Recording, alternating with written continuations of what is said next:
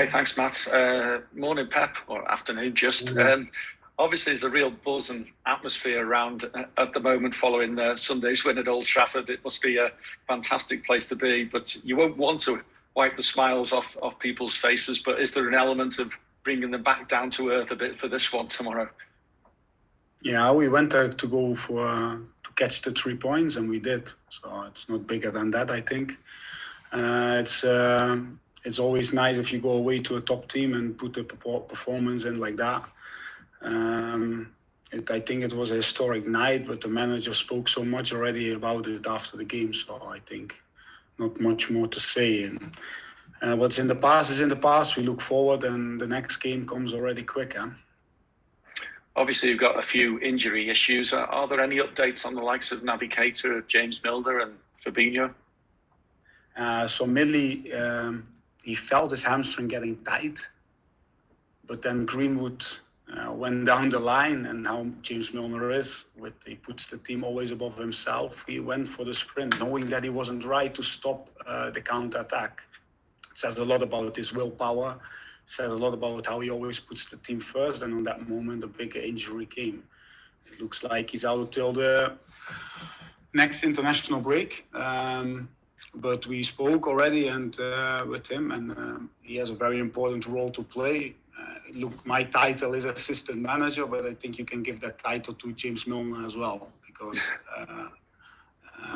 he is the connection between this group and this player group together with Hendo. But he's very vocal and very lively and set the standard. So he needs to keep doing that, but he knows that, and he also always does that well. So Naby, I think it's just. I think we should speak about the VAR because it's a major advantage, in my opinion, to protect players after what happened there.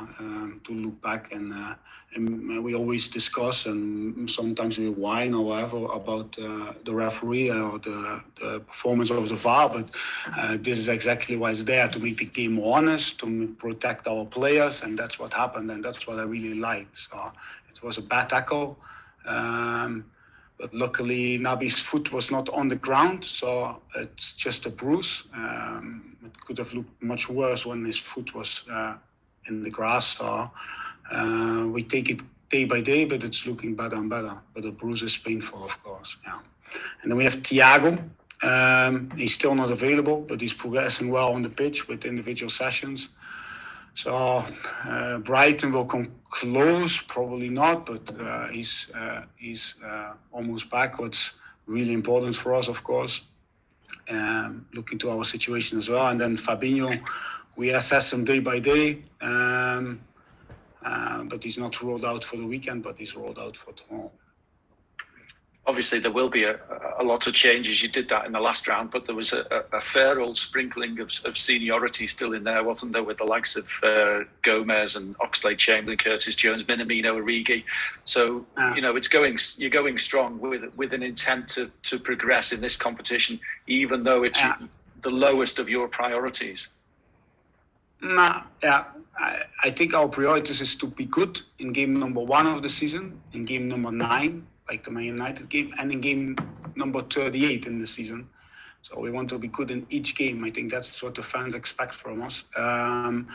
Because the only way to do that is to be consistent in our way of play, in our ideas, and how we want to put our game on the opposition half. How we train each time. And the second thing is to respect the recovery process, and the third is to use our squad. Only that will make us consistent over long periods of time, and that's what we want to do. And our game needs freshness.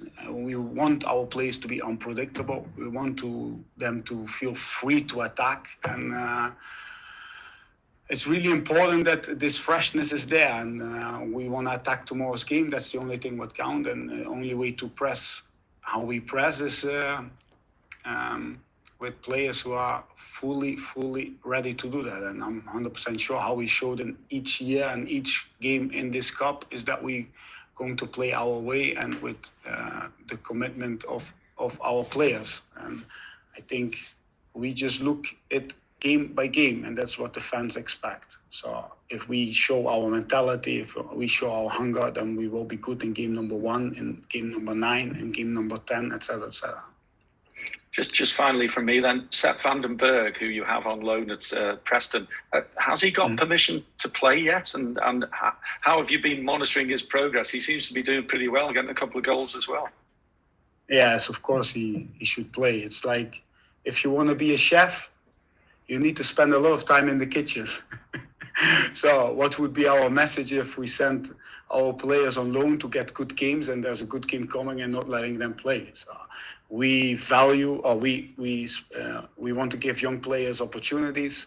And for Seb, it's an amazing game. I'm in contact with him. He looks forward to it because that's probably the most important thing. And it's exactly what he needed. A young centre half who's playing in a different position, but fighting in the championship. If you can come out of that league, you will be ready for a lot. And we can't wait to see him in pre-season next year. Fantastic. Okay, we'll go around the room in which people came in. So we'll go to Paul Gost next from the Liverpool Echo. Gost. Afternoon, Pep. No problem. I wanted to ask about the amount of goals that you're actually scoring at the moment. I think it's 41 now this season. Every away game is 3 or more. How are you managing to do that tactically? Is it anything different that you've changed over the summer, or is it just down to a lot of the squad having a full pre-season and obviously being with you from day one? Shooting from everywhere. No, I think it has to do with how the team is playing. So you can never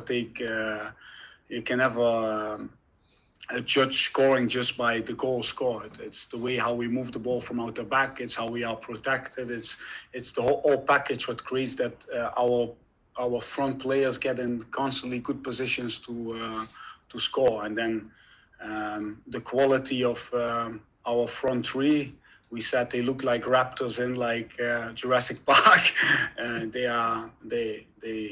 They go for it. They are lethal, and that's what we want, of course. So if you score in the right moments, these games, example against Man United, can happen as well, like that. Yeah.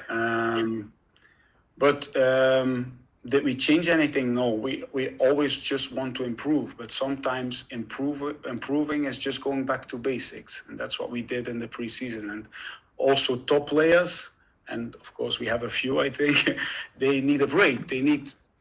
After emotional periods, after a lot of finals, a lot of intense seasons, it's good for them to have a break, because what I said before, if you want to reach consistency, you have to respect recovery, the process of recovery, not only between the games but also between the seasons. And I think for long may it continue. Yeah. And down the other end of the pitch, Ibou made his first Premier League start away from Anfield and didn't really appear to put a foot wrong alongside Virgil. What is it that you, the coaching staff, see in him, and how's he settled since the move in the summer, and what do you think his ceiling can be in the game? Because he's obviously only very young, but looks very accomplished. Yeah. First of all, big compliment to Ibou. Also big compliment to our last line, I think, but especially for Ibou, because coming in against United is never easy. It shows over the last years, the results there and how we performed there. So big compliment to him, because if you talk about Man United, you talk about speed. If you talk about Man United, you speak about lethalness as well. So it's not easy to control the speed of Rashford, of Greenwood, of the speed and mind of Bruno, and the lethalness of Cristiano in the box.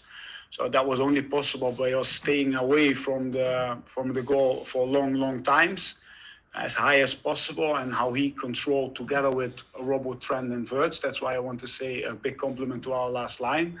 How he controlled these movements and this speed was from an absolute top level. And you see Ibou, I said it the last time, he's a beast. So if you play with a high line, if you play with a lot of space in your back, if you want to keep the position far away from your own goal, you need speed in your last line. And we have 4 players with real speed. And I say the 4, I mean Joel, Ibou, Virg, and Joey. Did I say Joey or Ibou? So Joey as well. So what I'm trying to say is that we have these 4 centre halves who have the characteristics to play in our way and add so much to our style.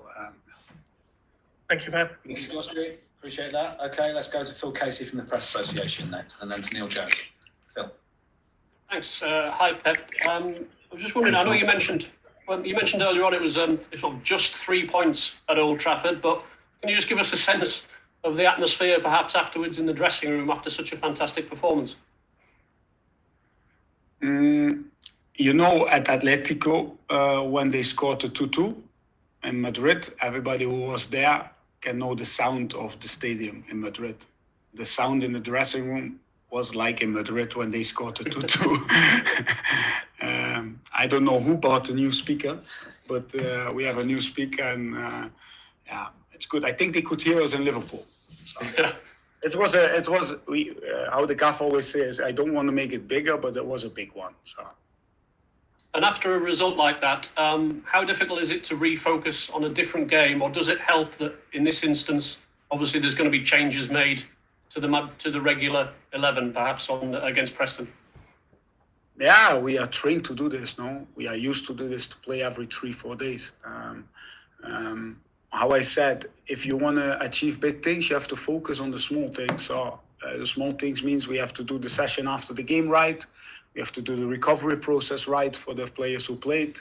We have to prepare the team and the players who are going to play against Preston with big respect. And what I like about us is that we don't prepare differently if we go away to Preston or we go away to Man United. And you see that in the mentality of our players, and you see that in the hunger in the sessions. So, and as long as that's the case, if the day before the game, the session is so intense and so quick and so difficult for the starters, we are really confident to attack the next game, and that's what we want. Going game by game, going session by session, going recovery by recovery, focusing on the small things, doing these things right, being ready, and show our fans away at Preston our hunger, our desire, and our way. Only that's the way to become consistent in the season. Yeah. Thank you. Good luck tomorrow. Thank you, Phil. Okay, Neil Jones, and then we go to Chris Coughlin. Neil. Hi, Pep. You okay? I'm just wondering, I mean, we saw in the last round the young players, Connor, Cade, Tyler Morton, step up and really produce good performances against Premier League opposition. Does the injuries that you've got, especially in midfield, does that mean we're likely to see some more opportunities for these younger players and maybe some new faces as well in this game? I wish I could do, Neil, but I cannot give anything about the lineup. That would not be smart for me, as it is on the how do you say, on the top of my tongue. So, but I cannot speak about it. The only thing what I want to say is that our academy is constantly producing new players, and every international break we use the time to see them, to train them. So we have a good view on what we have, and there are even new players coming who really make impact in these sessions. So there's always 1 or 2 surprises in these international breaks, and that's, if that keeps going, if we can still produce our own quality with the values of Liverpool, then we are always 1 step ahead of whatever may come. And that's what I like about us, that we give these young players opportunities. And how I said before, and I said it before the game against Norwich, the young players will never let you down, never. And did Conor Bradley let us down? Did Keith Gordon let us down? Did Tyler Morton let us down? How did Tyler Morton improve our second half positional game?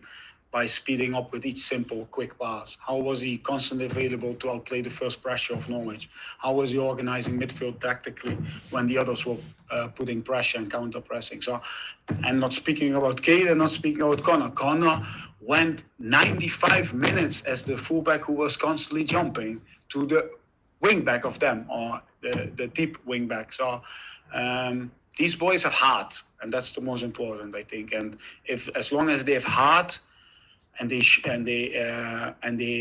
play with our values, and they are humble, then they always get a chance. So that's, I think, important part of our success over the last years. So, otherwise, we would not have speak about Curtis, about Harvey, about Trent, about all these others who made steps in their careers. about Reece, about Navy. Sometimes, example, last year. So sometimes you're searching for gold, and you realize that you're sitting on it. Last year we were searching for centre halves. We play Fabi, we play Hendo, and in the end the gold was just next to us with Nathan and Reece, and that's why we became third in the league. And that's the same with young players, and that's the same with our process. Sometimes you're sitting on it. I'm not going to ask you to give anything away about the team, but is Cade available? Because I don't think he's played for the 23s as he since before the last international break. No. And Cade is yesterday he did his first session with the team, and he could only do like the rondos. So, yeah. Any follow-up, Neil, or is that you? That's me, Matt. Thank you. Cheers, Pep. Okay, I think Chris Shaw's question's been asked, so we'll finish off with Chris Coughlin, who's got a couple to finish us off with. I think. Unless there's any more hands up I can add, then this will be the conclusion, because I think a lot of the topics have been covered. Chris. Hi, Pep. Yo. Just wanted to ask particularly about Minamino and Divock Origi. They both scored against Norwich in the last round, but they barely featured since. Have they been unlucky not to get more minutes recently? And then how big a chance is it tomorrow to take a chance to have more game time? Yeah, Divock is our top scorer in this league. I think he's the top scorer from overseas players in this league as well. So what I like about Taki and Divock is that even when they didn't get that chance, they trained with all they had, and that's why they are on the level they are at the moment. They look really sharp. Divock is one of world's best finishers, and we worked with quite a few in different clubs. So. But he's absolute a world-class finisher. It's just to get him in these positions, of course. But what I'm trying to say is that we really like how not only the last season have proven that we will need all of our players. In the one moment you think you're not necessary, and then you have to play 3-4 games, and that happened already this season with a few players. But so. Everybody has to be ready, has to show this mentality. If you want to play for a big club, then you have to train how they are training. And Taki, it's an example against Norwich was a great example of how he easily fits in our starting lineup. So it's just stay patient, keep training in the way they are training. But that's the most important, to train really hard and really good and really sharp, because then you're ready when your chance is coming. Yeah. And on the youngsters, of course, competitive games, they're completely different to training sessions. But with regards to the youngsters, I know you say Cade Gordon's not available, but Conor Bradley and Tyler Morton, how much can they learn from actual competitive games against senior opposition as opposed to training sessions with senior members of the squad? Yeah, for sure. I said young players need a lot of training, a lot of positivism, and a lot of games. So that's how it is. How we said before. If you want to be a chef, you have to spend a lot of time in the kitchen. So that's the same with young players, and it helps always when there are a lot of models around you, a lot of good players around you who show you the way, and that's one of our strengths, that we are educating a new generation of players, and there's always new generations coming. But as long as our seniors accept them and help them and develop them, and constantly are. Speak with them, their future will be good, and that's what I like about the stability in our club, is that we constantly search for these processes, and this only happens with stability inside the club. This will never happen with changes. Thanks, Pat.